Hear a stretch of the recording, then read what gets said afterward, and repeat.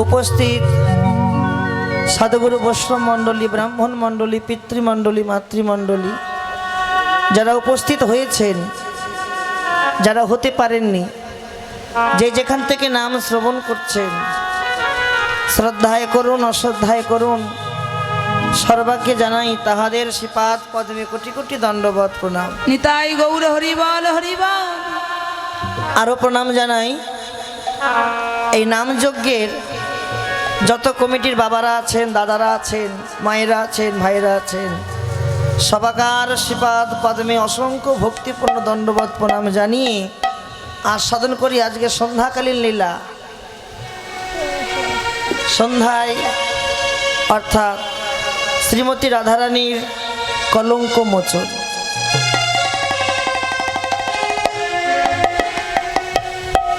যে কোনো লীলা আস্বাদন করতে হলে আগে আস্বাদন করতে হবে গৌর লীলা। কেন? কারণ গৌর সুন্দরীর কৃপা না হলে কিন্তু লীলা মাধুর্য আস্বাদন করা যায় না। আগে গৌর হরির কৃপা চাই। গৌর সুন্দরীর কৃপা না হলে কিন্তু লীলা মাধুর্য আস্বাদন হয় না। তাহলে এই গৌর হরির কৃপা অর্জন করতে হলে আগে কার কৃপা চাই? গৌর হরির কৃপা অর্জন করতে হলে আগে কৃপা অর্জন করতে হবে প্রেমদাতা দয়াল নিতাই চাঁদ। নিতাই চাঁদ যদি একবার কৃপা করে, নিতাই চাঁদের কৃপা হলেই আমার গৌর চাঁদের কৃপা হবে। আরো বললেন নিতাই চাঁদের কৃপা হলে যেমন গৌর চাঁদের কৃপা হবে, ঠিক তদরূপ গৌর চাঁদের কৃপা হলে কার হবে না? গৌর চাঁদের কৃপা হলে ব্রজের কৃপা হবে, ব্রজধাম। আবার বললেন ব্রজের কৃপা হলে কার হবে না? ব্রজের কৃপা হলে হবে ব্রজনাথের কৃপা। আবার ব্রজনাথের কৃপা হলে রাধা গোবিন্দের যুগল চরণ দর্শন হয়ে যাবে। নিতাই গৌর হরিবল হরিবল। শাস্ত্রে গ্রন্থকার বললেন এত কারোর কৃপা লাগবে না, এত কারোর কৃপা লাগবে না। ভগবান বললেন আমার কৃপা অর্জন করতে হলে, আমার করুণা পেতে হলে, আমার নামে ভজন সাধন না করে, জপ তপ না করে যদি তোমরা কেউ কারো বৈষ্ণবের কাছ থেকে কৃপা অর্জন করতে পারো, বৈষ্ণব যদি একবার কৃপা করে, বৈষ্ণব যদি একবার করুণা করে, আমার ভগবানের কৃপা আপনা হতেই হয়ে যাবে। অন্য কারোর কৃপা লাগবে না, বৈষ্ণবের কৃপা আগে চাই। কেন জানো? মহাজন বলছেন বৈষ্ণবে চিনিতে নারী দেবেরও শকতি। দেবেরও শকতি মানে বৈষ্ণব যে কি মহান, বৈষ্ণবের মধ্যে যে কি আছে এ কথা বলে বোঝানো যায় না বাবা। কেন জানো? বৈষ্ণবের কৃপা আগে চাই, একটাই কারণ।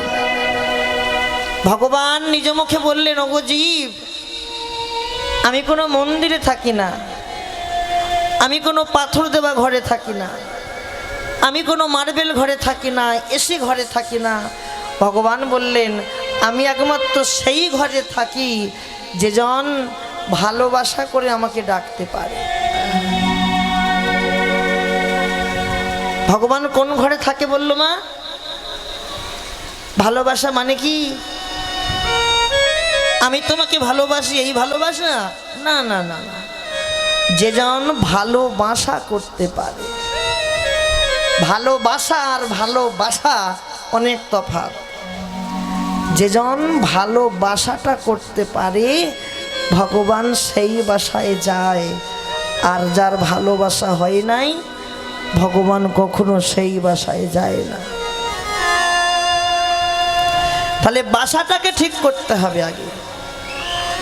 বাসাটাকে ঠিক করতে হলে কি চাই না? বাসাটাকে ঠিক করতে হলে যেখানেই বৈষ্ণবের বাজারে যাও, যে কোনো সাধুর বাজারে যাও, যেখানেই যাও না কেন, আগে যে যে জায়গায় বসে কীর্তন শ্রবণ করছেন, যে যে জায়গায় বসে হরিকথা আস্বাদন করছেন, বাড়ি যাবার সময় একবার সেই জায়গায় ধুলায় গড়াগড়ি দিয়ে বাড়ি যেও। হরি বল হরি বল। কেন জানো? এই জায়গায় ধুলায় গড়াগড়ি দিয়ে বাড়ি গেলে একদিন না একদিন কৃপা হবে গো, কৃপা হবেই হবে। কেন? এই জায়গায় ধুলায় গড়াগড়ি দিলে হয়তো পরনের পোশাকটা হয়তো নোংরা হতে পারে, ময়লা হতে পারে, কিন্তু একটা দিনের জন্য হলেও তোমার হৃদয় ঘরে ভক্তি জাগবে। একটা দিনের জন্য হলেও ভক্তি আসবেই আসবে। ভক্তি ছাড়া ভগবান থাকে না। এই যেমন তোমরা ছুটে এসেছো, আমার কত বাবারা এসেছে সুগবাজার থেকে। কিসের জন্য এসেছে এরা? এরা এসেছে ভক্তিকে পাওয়ার জন্য। ওদের সাধ্য নেই আসবার। আমার ইচ্ছায় কি যাওয়া হবে? প্রভু কৃপা করে যদি না নিয়ে আসে, কেউ কি যেতে পারে গো? কেউ যেতে পারে না। প্রভুর কৃপা আগে চাই। জগতে যারই কৃপা আগে নাও না কেন, গুরু আশ্রয় না করলে কখনো ভগবানের কৃপা হয় না। আগে গুরু আশ্রয় লাভ করতে হবে। গুরুদেবের চরণে আশ্রয় নিয়ে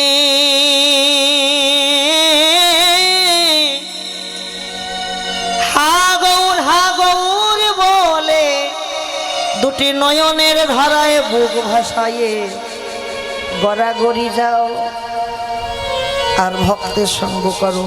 রহ রহ বৈষ্ণবের সঙ্গ করো, বৈষ্ণবকে ভালোবাসো। এই যে আজকের দিনটা কি দিন বলো তো? একাদশী তিথি। বড় ভাগ্যবতী গো তোমরা। একাদশী তিথিতে প্রভুর নাম শ্রবণ করছো, এটা কম বড় ভাগ্যবান? জগতে কত মানুষ তো আছে, কত কত মানুষ আছে, সবাই কি আসতে পারে গো? এ জায়গায় সবাই আসার মন হয় না। সংকীর্তনের পিতা গৌর সুন্দর, গৌর সুন্দর কৃপা করে যদি না লয়ে আসে, তোমার কখনো আশা হবে না। মতি রাখতে হবে, ভক্তি রাখতে হবে, তবে তো আশা হবে। মহাজন বলছে না, একটা নারী একটা পুরুষকে স্বামী রূপে ভাবতে পারে। কি? একটা নারী পুরুষকে স্বামী রূপে ভাবতে পারে, কিন্তু কোনো পুরুষ কি পুরুষকে স্বামী রূপে চাইতে পারে? বৈষ্ণব কবি পদে বলছে, দেখুন, আহা কত সুন্দর পদাবলীর পদ। দেখো দেখো, অগধন মোর নিত্যানন্দ পতি মোর গৌরচন্দ্র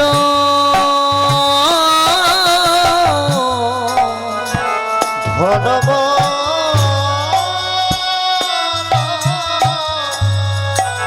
নিত্যানন্দ বাবা আমার প্রতিমন গৌরচন্দ্র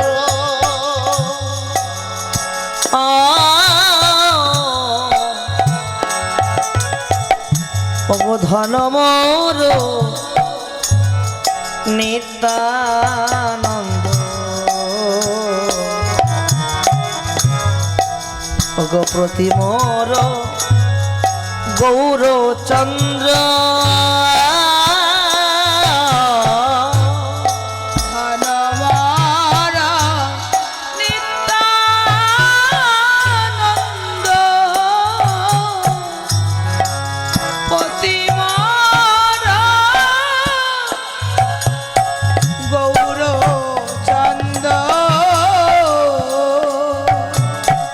আবার প্রাণ মোর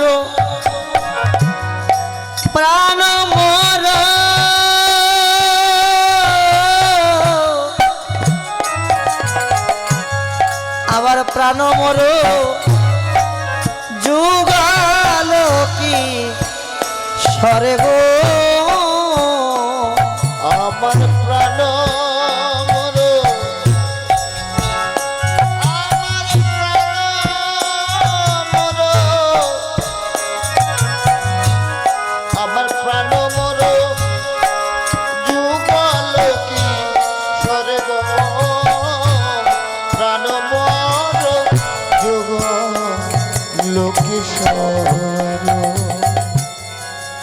লক্ষ্য রাখো, ধনমোর নিত্যানন্দ পতি মোর গৌরচন্দ্র।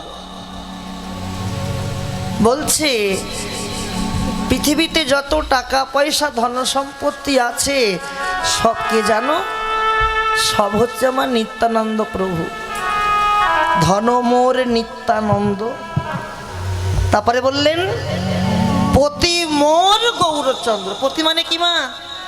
স্বামী। তাহলে আমাদের স্বামীকে, আমাদেরও স্বামী আছে, শুধু নারীর একা স্বামী তা নয়, আমাদেরও স্বামী, জগতের স্বামী,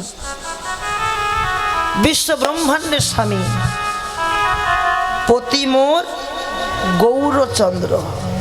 তাহলে আমাদের স্বামীকে গৌর সুন্দর স্বামী ভাবে ভাবতে হবে। গৌরকে কেউ বন্ধু রূপে ভাববে, কেউ স্বামী রূপে ভাববে, কেউ সখা রূপে ভাববে, আবার কেউ গোপী ভাবে ভাববে।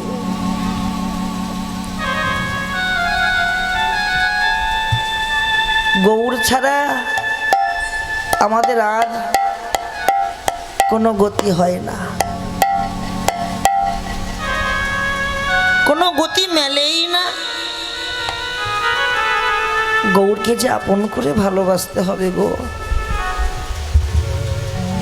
জগতের সবাইকে ভালোবাসো, একটু ভালো করে ভাববে মা।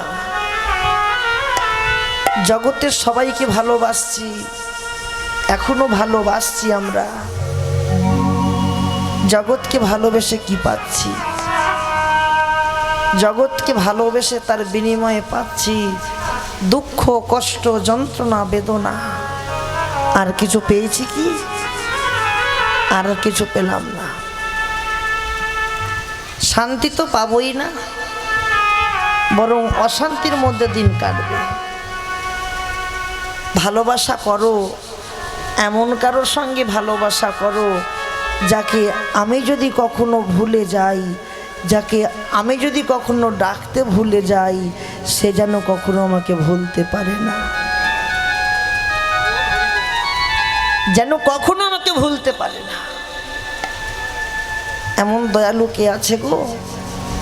জগতে সবাই তো স্বার্থটাকে ভালোবাসে, স্বার্থ থাকলেই তো পাওয়া যায়, কিন্তু স্বার্থের বিনিময়ে যে ভালোবাসা, স্বার্থের বিনিময়ে তো মানুষ ভালোবাসে। যতদিন স্বার্থ থাকবে ভালোবাসা থাকবে, আর যেদিন স্বার্থ ফুরিয়ে যাবে সেদিন আর ভালোবাসা পাওয়া যাবে না। কিন্তু আমার গৌর হরি, তুমি ভালোবাসো বা না বাসো, যদি ডাকবার মতো একবার কেউ ভালোবাসতে পারে, আমার গৌর তাকে সারা জনম ভালোবাসবেনি। তাই গৌর হরি বল। আমার গৌর তাকে সারা জনম ভালোবাসবে। শুধু গৌর কি চায় জানো? ওগো নগরবাসী, ওগো কলির জীব, তোমরা যে কদিন থাকবে, যে কদিন আছো পৃথিবীতে, অন্য কিছু চিন্তা ভাবনা না করে দিন থাকতে থাকতে একবার তোমরা আমার নাম স্মরণ করো। আমি যে জগতের জন্য এসেছি, নাহলে আমার কি দরকার ছিল আসবার? আমি দুজনকে কাঁদিয়ে তোমাদের কাছে এসেছি, ভালো করে বুঝবেন। গৌরহরি বললেন, আমি দুজনকে কাঁদিয়ে তোমার কাছে এসেছি, তোমাদের কাছে এসেছি। সেই দুজন কে গো? হ্যাঁ, গৌর সুন্দর বললেন, আমি দুজনকে কাঁদিয়ে তোমাদের জীবের দাঁড়ে দাঁড়িয়ে এসেছি। সেই দুজনকে আমার মা আর আমার স্ত্রী বিষ্ণুপ্রিয়া। লক্ষ্য রাখো মা, কথাগুলো বলে যাই, মাথায় রেখো। মহাপ্রভু যেদিন সন্ন্যাস নিল, সন্ন্যাস নেবার দিন সকালবেলায় মনস্থির করেছে আমি সন্ন্যাস নেবই নেব। কিন্তু মহাপ্রভু আবার মনটাকে বোঝাচ্ছে, রে মন, আমি যদি সন্ন্যাস নেই আমার মাঝে পাগল হয়ে যাবে, আমার স্ত্রী বিষ্ণুপ্রিয়া সেও তো কাঁদবে। আবার মনকে বলছে কাঁদুক, ওরা কাঁদুক, ওরা কাঁদবে তো কি হয়েছে, আমি সন্ন্যাস নিলে জগতের জীব তো উদ্ধার হবে, জগতের জীব তো উদ্ধার হবে। এই ভাব লক্ষ্য করে মহাপ্রভু চলে গেলেন স্নান করতে। আবার যাবার সময় বিষ্ণুপ্রিয়াকে বলে গেলেন, প্রিয়া তুমি ভোগের পারস সাজাও, আমি স্নান করতে গেলাম। যেই গঙ্গায় স্নান করতে গেছে মা, গঙ্গার ঘাট থেকে এক ঝাঁপ দিয়েছে জলে স্নান করবে বলে, ঝাঁপ দিয়েছে। আর ওই গঙ্গার ঘাটে একজন পরম বৈষ্ণব স্নান করছিল। যা ঝাঁপ দিয়েছে প্রভুর চরণের জলটা ছিটকে ওই বৈষ্ণবের গায়ে পড়েছিল। যদি কেউ ঝাঁপ দেয় তার পায়ের জল ছিটকায় না, প্রভুর পায়ের জলটা ছিটকে ওই বৈষ্ণবের গায়ে পড়েছিল। ওই বৈষ্ণব ক্রোধান্বিত হয়ে বললেন, কেরে লক্ষ্মী ছাড়া। কি বলেছিল? কেরে লক্ষ্মী ছাড়া। মহাপ্রভু মাথাটি নত করে বললেন, ওগো ঠাকুর, আপনি কৃপা করুন, আশীর্বাদ করুন, আমি যেন প্রকৃত লক্ষ্মী ছাড়াই হতে পারি, যেন প্রকৃত লক্ষ্মী ছাড়াই হতে পারি।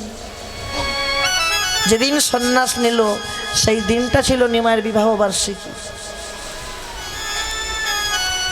তার আগে লক্ষ্য রাখুন, মহাপ্রভু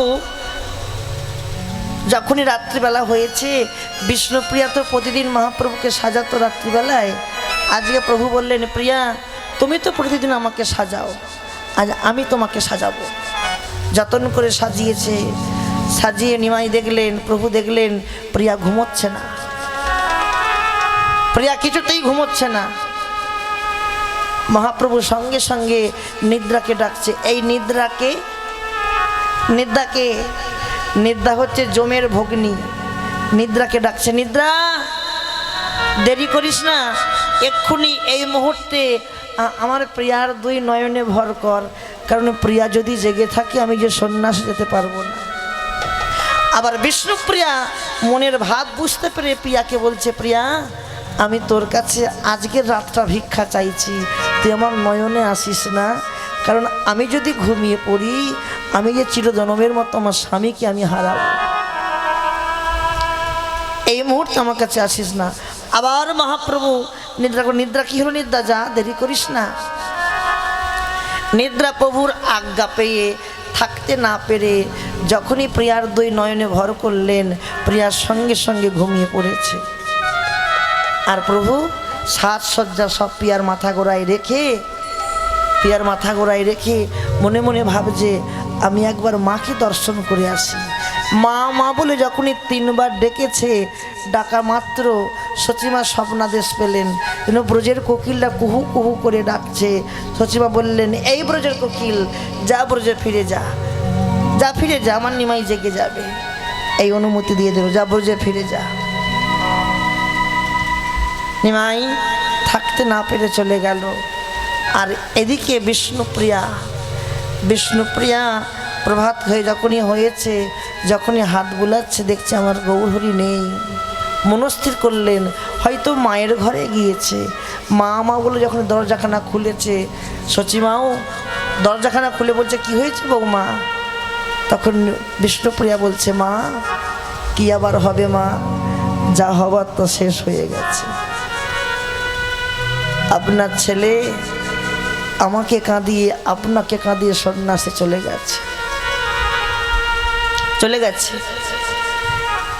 কোনো মা যদি সন্তানকে হারায়, মায়ের অবস্থা কি হয় গো, পাগল হয়ে যায় না? সচিমাও পাগল হয়ে গিয়েছে।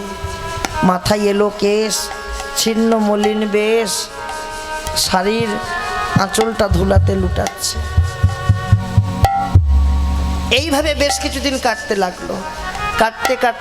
কাটতে যখনই শেষ অবস্থা ঘনিয়ে এসেছে, ঠিক সেই সময় সচিমা অবধূতকে ডাকছে, অবধূত একবার আমার নিমাইকে আমার কাছে আনবি, আমি একবার দেখেই চলে যাব, আনবি একবার। অবধূত ছুটতে গেলেন, ভাই একটিবার বাড়ি চল, মা ডেকেছে, মা যে বেশিক্ষণ প্রাণে বাঁচবে না। নিমাই কাঁদছে আর বলছে, দাদা আমি কি করে বাড়ি যাই,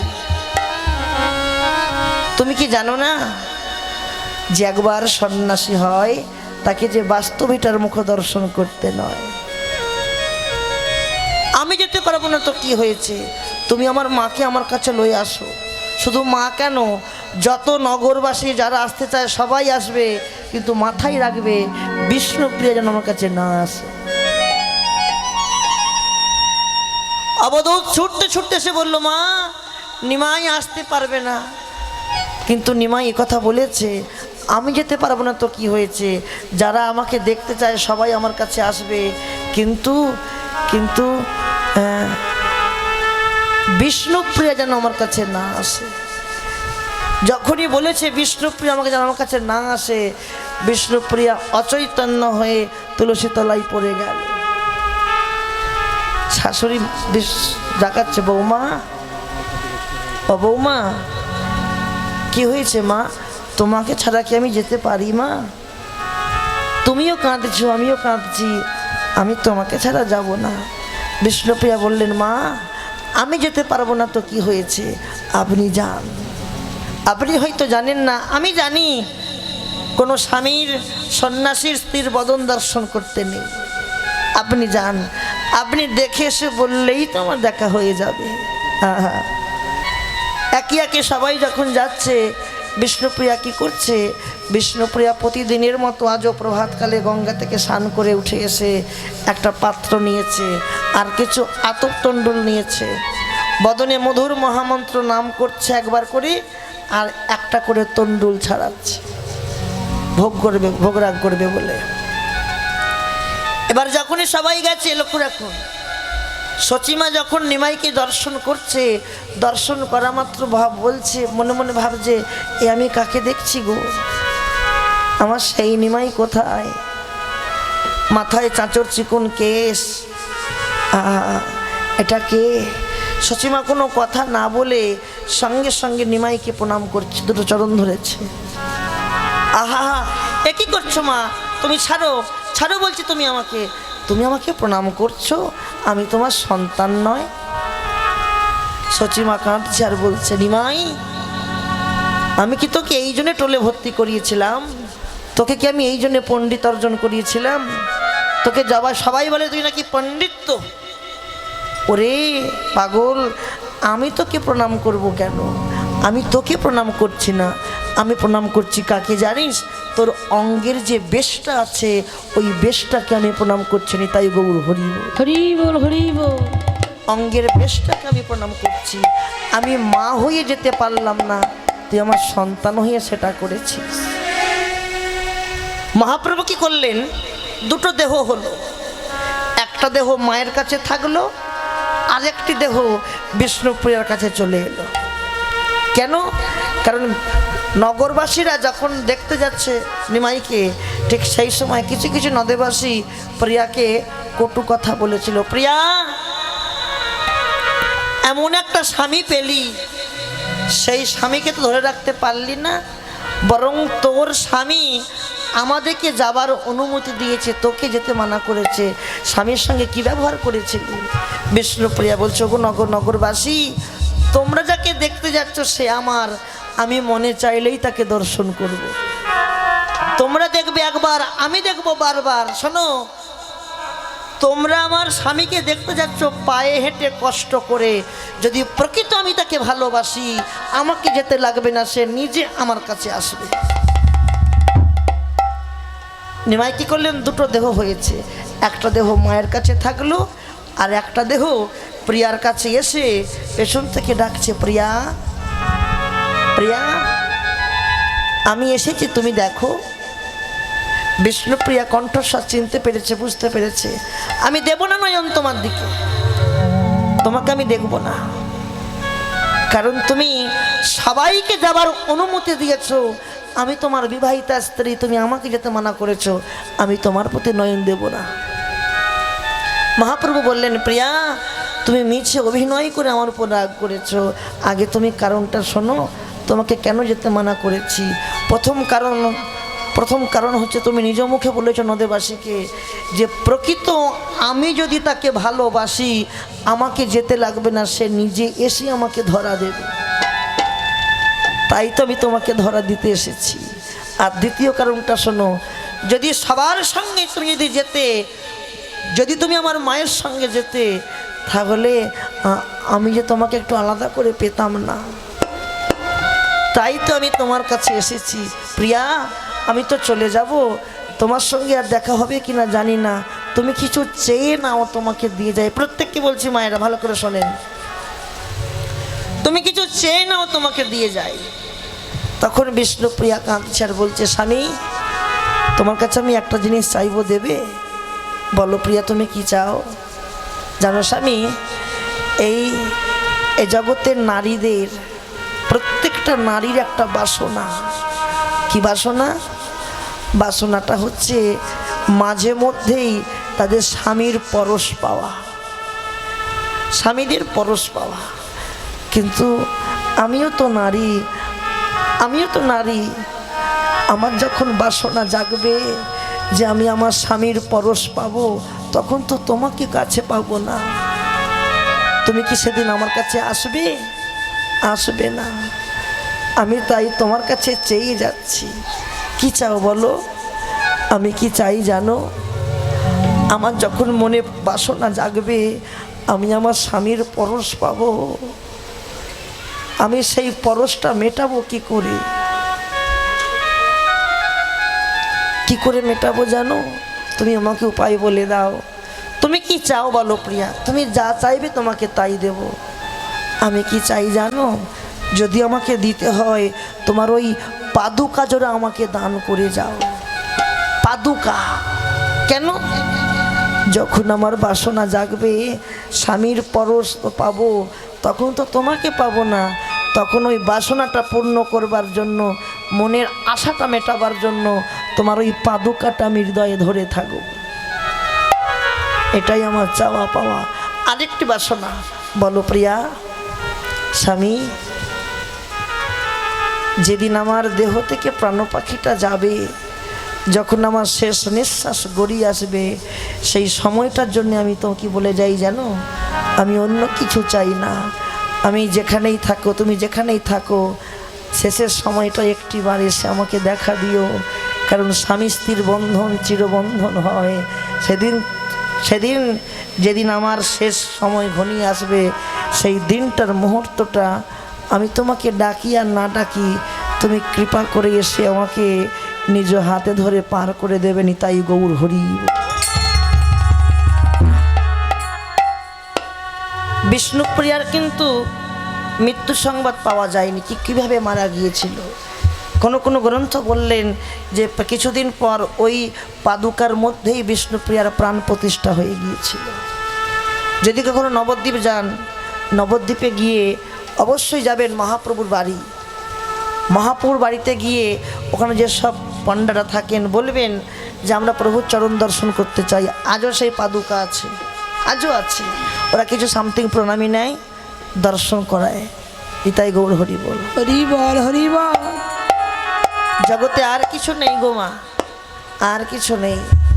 মায়ার সংসার ছেড়ে যেদিন বাসনা জাগবে, চিরমুক্তির পথে অগ্রসর হব, সেদিন কে ভাই, কে মা, কে স্বামী, কে স্ত্রী, কে পুত্র, সব ছন্নছাড়া হয়ে যায়।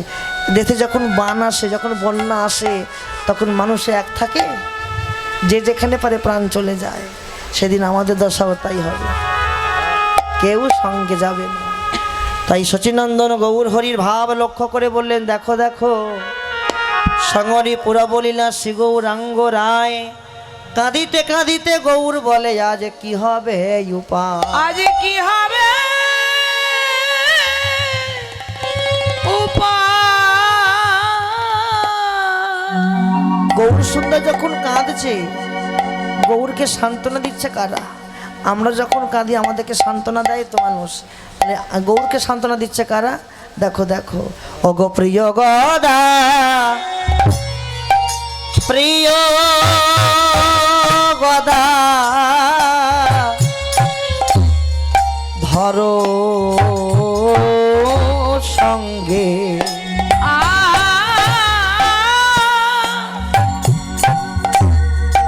প্রিয়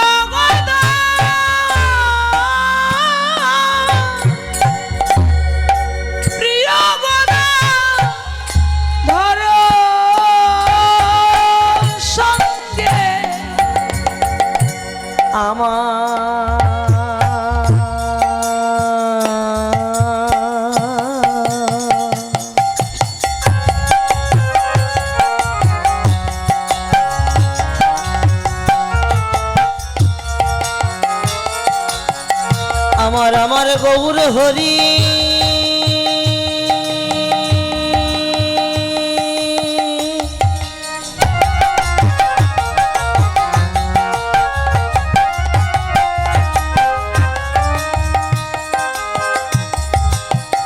আমার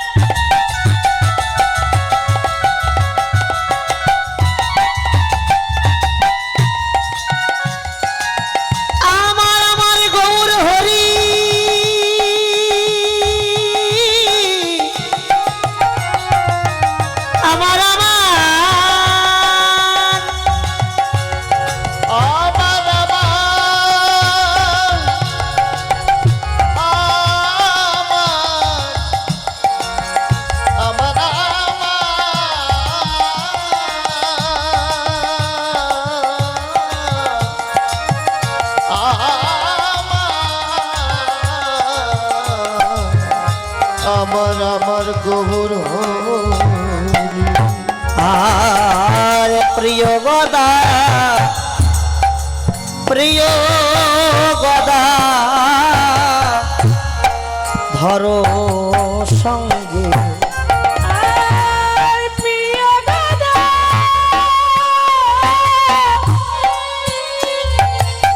ধরো সঙ্গে আমি কি বলিব তোরে এ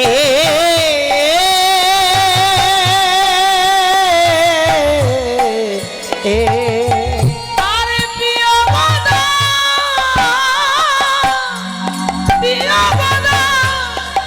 ধরো সঙ্গে আমি কি বলিব তোরে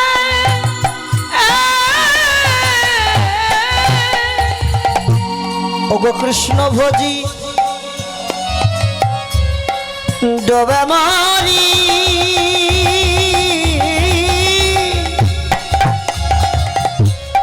আজি কলঙ্ক সায়রে গৌর হে আর কৃষ্ণ ভজি ডুবে মরি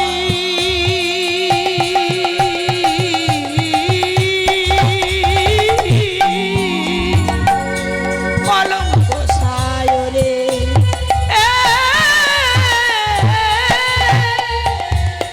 কলঙ্ক হবে গো কলঙ্ক হবে গো, জগতে কলঙ্ক হবে গো কলঙ্ক হবে গো। জগতে কলঙ্ক কাদের হয় লক্ষ্য রাখো কলঙ্ক কাদের হয় আমরা কি জানি যদি কোনো নারী যদি পরপুরুষের সঙ্গ করে তার কলঙ্ক হয় কি যদি কোনো নারী যদি কোনো পরপুরুষের সঙ্গ করে জগতে তার কলঙ্ক হয় কিন্তু কলঙ্ক কাদের হয়েছে জানো এই জগতে কলঙ্ক আমাদের সবার কাদের কলঙ্ক হয় না যারা কথা দিয়ে কথা রাখতে পারেনি জগতে তাদের কলঙ্ক হয় আমরা কথা দিয়ে কথা রাখতে পেরেছি তাহলে কলঙ্ক কাদের আমাদের সবার কথা দিয়েছিলাম কাকে মায়ের মাতৃগর্ভে যখন ভগবানকে ডাকলাম ভগবান আসলো ভগবান এসে বসলো কোথায় বসার আসনটা কোনটা হ্যাঁ ভগবানকে যখনই ডাকলাম ভগবান ছুটে আসলো এসে ভগবানের বসার আসন হচ্ছে দেখবেন আমাদের পা দুটো উপর দিকে করা থাকে মায়ের গর্ভে যখন থাকি পা দুটো উপর দিকে করা থাকে আর ভগবান এসে বসে কোথায় আমাদের দুটো পায়ের উপর এসে ভগবান বসে তার প্রমাণ যদি কোনো বাচ্চা জন্ম নেয় দেখবেন তার পা দুটো লাল টকটকে হয়ে থাকে আবার কিছুদিন যেতে যেতে পা দুটো সাদা হয়ে যায়। কেন সাদাটা হলো কেন? কারণ তোমার পা যখন লাল ছিল তখন তোমাকে মায়া গ্রাস করতে পেরেছিল না, যত দিন যাবে তোমাকে মায়া গ্রাস করবে, যত দিন যাবে মায়া তোমাকে গ্রাস করবে। তাহলে মায়ের গর্ভে ভগবানকে ডাকলাম, ভগবান ছুটে আসলো, ভগবানকে বললাম প্রভু থাকতে পারছি না, অন্ধকার এই রক্ত কেমিকেল থাকতে পারছি না, আমাদেরকে অন্ধকার জগৎ থেকে আলোর জগতে পৌঁছে দাও। ভগবান বললেন বেশ, পৌঁছে নয় দিলাম, পৌঁছে তোরা কি করবি? কেন? পৌঁছে তোমাকে ছাড়া অন্য কাউকে আর দেখবো না। কি করছি আমরা? তাহলে কথা তো সবাই দিলাম, কথা কি রাখতে পেরেছি? তাহলে জগতে কলঙ্ক কাদের? আমাদের সবার। লক্ষ্য রাখো, আরও বলে যাই, আমাদের জন্ম হচ্ছে পিতামাতার ঔরসে, তাই তো? পিতামাতার দৈহিক মিলনের ঔরসে আমাদের জন্ম। তাহলে আমাদের জন্ম পাওয়া গেল, ভগবানের জন্ম হয় না আবির্ভাব হয়? আবির্ভাব, খুব ভালো কথা, এখানে তত্ত্ব লুকিয়ে আছে। ভগবানের যদি আবির্ভাবই হবে তাহলে ভগবানের মা গর্ভবতী হলো কেন? কি ভগবানের যদি আবির্ভাবই হবে, ভগবানের মা গর্ভবতী হয়েছিল কেন? কেন? ভগবানের জন্ম হয় না আবির্ভাব হয় ঠিক, কিন্তু গর্ভবতী হলো কি করে? গর্ভটা হলো কি করে দেখো। শ্রী গুরুর লিঙ্গ জিহ্বা দ্বারা, শ্রী গুরুর লিঙ্গ জিহ্বা দ্বারা কর্ণজনি থেকে যে বিষ গর্ভে যায় তাহাতে গর্ভ হয়, আর সেই গর্ভে ভগবানের আবির্ভাব হয়। নিতাই গৌর হরি বল, হরি বল। কি বলল? শ্রী গুরুর লিঙ্গ জিহ্বা দ্বারা কর্ণজনি থেকে যে বীজ গর্ভে যায়, গর্ভে যাওয়ার পর তাহাতে গর্ভ হয়, আর সেই গর্ভে ভগবানের আবির্ভাব হয়। বুঝতে হবে মা, কীর্তনটা অন্য কিছু নয়। কীর্তন কি রতন বুঝিবে কোনজন, যেজন করবে ভজন, আর ভজন করলে পাইবে কীর্তনের দর্শন। কীর্তনের মধ্যে ভক্তি আছে, প্রেম আছে, অনুরাগ আছে, সব কিছু আছে। কীর্তনটাকে ভালোবাসবে। কীর্তন শ্রবণ করে যদি কারো চৈতন্য ফেরে, সেদিন এই কর্তৃপক্ষের কীর্তন দেওয়া সার্থক হবে। কি বাবা? কীর্তন শ্রবণ করে যদি কারো চৈতন্য ফেরে, সেদিন কর্তৃপক্ষের কীর্তন দেওয়া সার্থক হবে। কেন? আমরা মানুষকে কীর্তন শুনিয়ে চৈতন্য আমাদের ফিরেছে। চৈতন্য ফিরবে কখন? চৈতন্য সেই দিন ফিরবে যেদিন চৈতন্যের কৃপা হবে। যেদিন চৈতন্যের কৃপা হবে সেই দিন আমাদের চৈতন্য ফিরবে, তার আগে কিন্তু ফিরবে না। তাই বললেন প্রিয় গদাধর সঙ্গে কি বলিব তোরে, কৃষ্ণ ভজি ডুবে মরি কলঙ্ক সায়রে। ও গদাধর আশিস হবে একত্রিত হইয়া, একত্রিত হইয়া, গদাধর আশিস হবে, গদাধর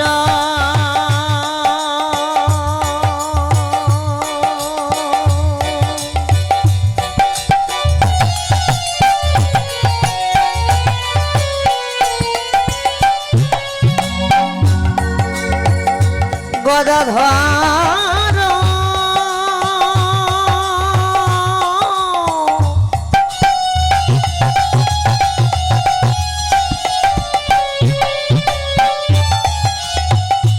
গদাধর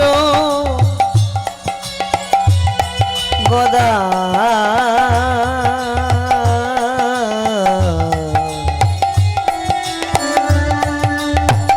গদা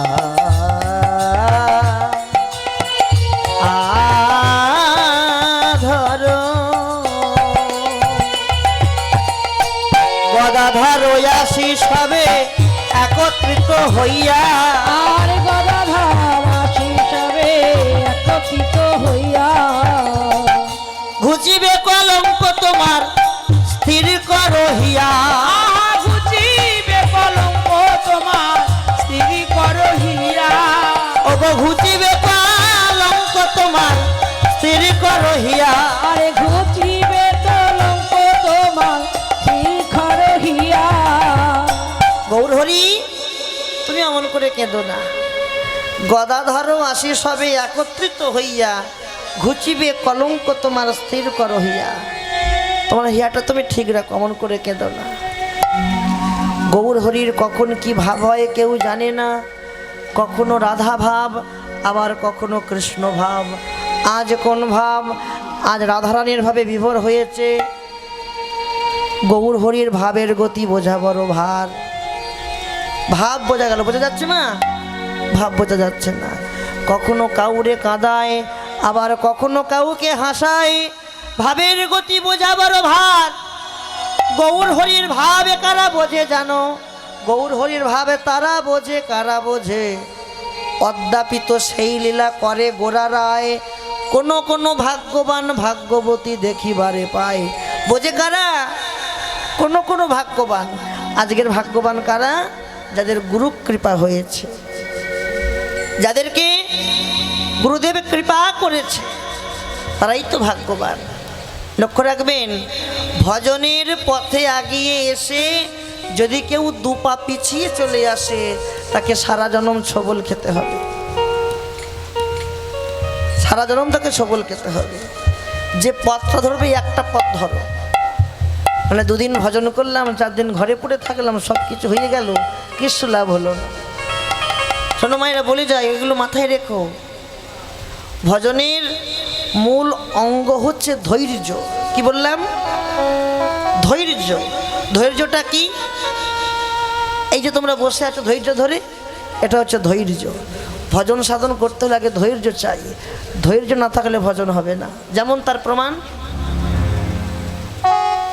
হচ্ছে নরোত্তম ঠাকুর মশাই। নরোত্তমের বাল্য নাম কি ছিল? নুরু। বাল্য নাম ছিল নুরু। তা নরোত্তমের মনে এখন প্রশ্ন জেগেছে যে আমার এত বয়স হয়ে গেল, এখন আমার দীক্ষা হলো না। আজকে আমি দীক্ষা নেব গুরুদেবের কাছ থেকে। ছুটতে ছুটতে গিয়ে বলছে, গুরুদেব আমাকে দীক্ষা দেন। গুরুদেব বলছে, বাবা দীক্ষা সবাইকে দেওয়া হয় না। দীক্ষা নিতে গেলে আগে তুই প্রমাণ দে তুই দীক্ষার উপযুক্ত কি না। এখনকার দিনে গুরুদেবরা বলে দীক্ষা দিয়ে দেয়, ফর্দ লিখে দেয়, 4টে গামছা, 4টে কাপড়, 4টে ধুতি নিয়ে দীক্ষা হয়ে যাবে। কিন্তু তখনকার দিনে দীক্ষা নিতে গেলে আগে কি ছিল? দীক্ষা নিতে গেলে আগে তোমাকে প্রমাণ দিতে হবে তুমি দীক্ষার উপযুক্ত কি না। বেশ, কি প্রমাণ দিতে হবে বলুন গুরুদেব? তোকে প্রমাণ দিতে হবে, তোকে একটা কলসি দিলাম, মাটির কলসি। এই কলসি করে তোকে প্রতিদিন ওই নদী থেকে জল আনতে হবে প্রভুর সেবায়। বেশ, এইভাবে দেখতে দেখতে 4 বছর কেটে গেল। ক বছর? 4 বছর পার হয়ে গেল, তবু তার দেহে দীক্ষা হলো না। তবু দীক্ষা হলো না। নরোত্তম দেখলেন, যার দেহে দীক্ষা হলো না সে দেহটা রাখবে না, সে দেহটা ওই নদীর জলে ভাসিয়ে দেবে। এই বলে নদীতে গিয়ে মাথা থেকে কলসে নামিয়েছে, কলসিটা নামিয়ে নদীতে ভাসিয়ে দিল। আর যেই কলসিটা ভাসিয়ে দিল, এবার নিজের দেহটা নদীতে ভাসাবে ঠিক করেছে। নিজের দেহটা যেই নদীর জলে ঝাঁপ বলে প্রস্তুত হয়েছে, ঠিক সেই সময় ওই কলসিটা চিৎকার করে ডাকছে, নরু। কলসি ডাকছে, আয় নরু, তুই এক্ষুনি অধৈর্য হয়ে পড়লি। ভজনের পথে এসে তুই এক্ষুনি অধৈর্য হলি। তুই আমার দিকে চেয়ে দেখ। কলসি বলছে, আমার দিকে চেয়ে দেখ, আমি তোকে অধৈর্য হলাম না কেন? আমাকে মনিব যখন তৈরি করলো, মাঠ থেকে কোদাল থেকে মাটি কেটে আনলো, তারপর কি করলো? জল দিয়ে 2 পা দিয়ে ভালো করে দৌড়লো। ভাবলাম এবার হয়তো ছেড়ে দেবে, ছাড়লো না। ডালা পাকিয়ে চাকতির মধ্যে রেখে আমাকে বনবন বনবন বনবন করে ঘুরাচ্ছে। ভাবলাম এবার হয়তো ছেড়ে দেবে, ছাড়লো না। তৈরি করার পর কঠিন রোদে আমাকে রেখে শুকনো করলো, ভাবলাম এবার হয়তো ছেড়ে দেবে, ছাড়লো না। শুকনো হবার পর কি করলো, লাল আগুনে আগুনে আমাকে পুড়িয়েছে, ভাবলাম এবার হয়তো ছেড়ে দেবে, তবু ছাড়লো না। বাজারে নিয়ে গিয়ে যখন বিক্রয় করছে, যে আমাকে কিনছে সে আমাকে টোকা মেরে দেখে নিচ্ছে যে আমি তার বাড়ি যাবার উপযুক্ত কিনা। তাই গৌর হরি গো। আমাকে টোকা মেরে দেখে নিল যে এই কলসিটা আমার বাড়ি যাবার উপযুক্ত কিনা। দেখলো হ্যাঁ বাড়ি যাবার উপযুক্ত হয়েছে, তাহলে একে বাড়ি নিয়ে যায়। দীক্ষাটাও ঠিক তেমন, নরু আগে তুই দীক্ষা নেবার উপযুক্ত প্রমাণ দে, তবে তোকে তো গুরুদেব দীক্ষা দেবে। জীবনে তার ধৈর্য আছে, ভগবান তাকে কৃপা করেছে, আর যার ধৈর্য হয়নি ভগবান তাকে কখনো কৃপা করবে না। তাই গৌর হরি বল। তাই বললেন গদাধর আশিস হবে একত্রিত হইয়া, ঘুচিবে কলঙ্ক তোমার স্থির কর হইয়া। বাসুদেব ঘোষ কহে করয়ে বিলাস, আর বাসুদেব ঘোষে কহে করয়ে বিলাস। বাসুদেব ঘোষ কহে করয়ে বিলাস, আর বাসুদেব ঘোষে কহে করয়ে বিলাস। কলঙ্ক মোচন লীলা করিলা প্রকাশ। কলঙ্ক মোচন লীলা করিলা প্রকাশ। কলঙ্ক